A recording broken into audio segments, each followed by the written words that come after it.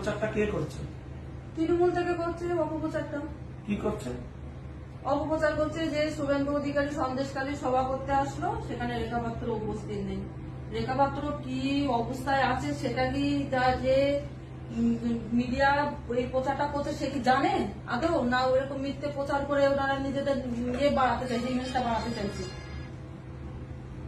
আমি এখানে হসপিটালে অ্যাডমিট, আমি নিজেও ডাক্তারকে আমি বলেছিলাম যে আমি ডাক্তারবাবু আমাকে কয়েক ঘন্টার জন্য ছেড়ে দিন, আমি শুধু সবাই যাবো, গিয়ে একটু দাদাকে ওখানে দাদাকে সম্মান জানিয়েই চলে আসবো। কিন্তু ডাক্তারবাবু বললো না, সম্ভব না, আপনাকে ছাড়তে পারছি না, কেননা আমাদের এরকম হসপিটালের কোনো গাইডলাইনে নেই যে পেশেন্ট এরকম সিরিয়াস অবস্থায় ছাড়া যায়, ওই জন্য যেতে পারি। তারপরে এরকম একটা অপপ্রচার কালকের থেকে আমি দেখার পরে আমি হতাশ হয়ে গেছি যে এরকম একটা অপপ্রচার কেন করছে এই তৃণমূল থেকে, এটা কি চাইছে। আর বারবার এই কি নাম আমাদের সন্দেশকালী সুজয় মাস্টার, এই সুজয় মাস্টার কে? এ তো প্রথম থেকে নিজেই বলছে যে আমার বাড়িতে তৃণমূলের জন্ম, তারপর ওখানে একে নিয়ে ওর সাথে আমার নামটা জড়িয়ে বারবার কেন কালিমা নৃত্য করতে চাইছে আমি বুঝতে পারছি না।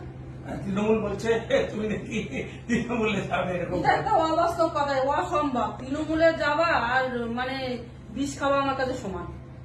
তৃণমূলে যাওয়ার কোনো প্রশ্নই আসে না। ভারতীয় জনতা পার্টি আমাকে যে সম্মান দিয়েছে, যে বিপদের হাত থেকে বাঁচিয়েছে, আমি সেই ভারতীয় জনতা পার্টিকে সম্মান করি, আর সেই ভারতীয় জনতা পার্টিতেই আমি থাকতে চাই।